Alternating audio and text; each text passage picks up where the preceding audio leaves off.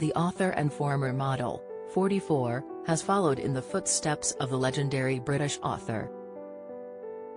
Like her grandfather, Sophie has penned a string of popular children's books, the latest of which was published last month. The Worst Sleepover in the World, a picture book about a child's chaotic night at her friend's house, is illustrated by Luciano Lozano.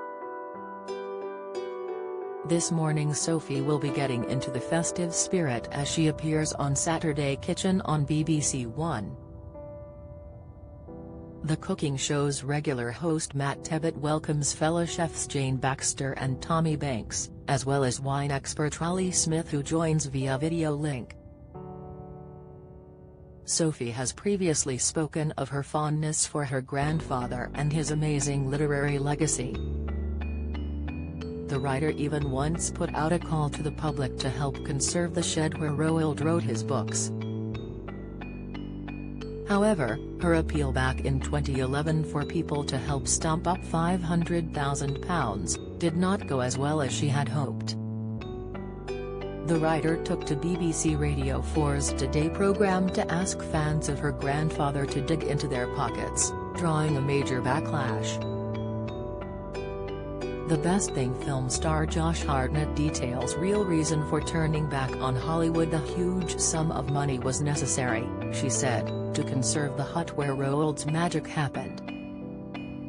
Sophie wanted to shift the shed from the family's back garden, where it was rotting, into the Roald Dahl Museum and Story Centre.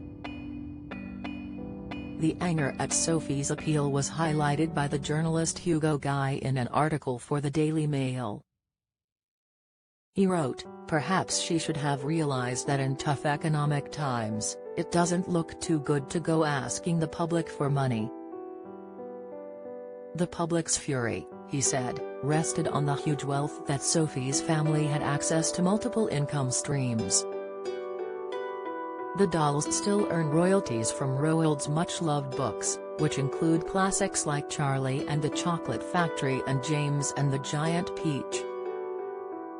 Sophie and her musician husband Jamie Cullum were also estimated to be worth around £5 million each at the time.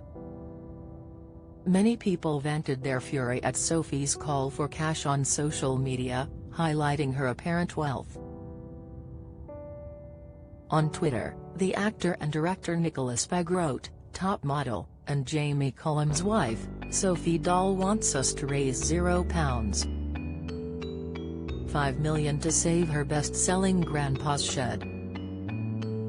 Am I missing something?" Prince Harry labeled total half-wit by Piers Morgan over job resignation comments. Latest Tyson Fury boasted Tommy could beat Jack Paul even with broken ribs before withdrawal. Insight Guy Martin brushed off spectacular crash that broke his back, wasn't that bad. Analysis, he later added, a preposterously wealthy family pleading for cash for its legacy? It sounds like a lost doll story. Amelia Foster, director of the Dahl Museum, defended the family, saying they had already sunk a significant amount of cash into conserving the shed. She told the BBC, "We want to make sure that Roald Dahl fans in the future are able to see the hut, and to do that we really need to put the work and the time in now." The interior of the shed, which Roald referred to as "my little nest, my womb," was eventually reconstructed at the museum. The hut was conserved along with the mementos that Roald kept in the small building to inspire his writing.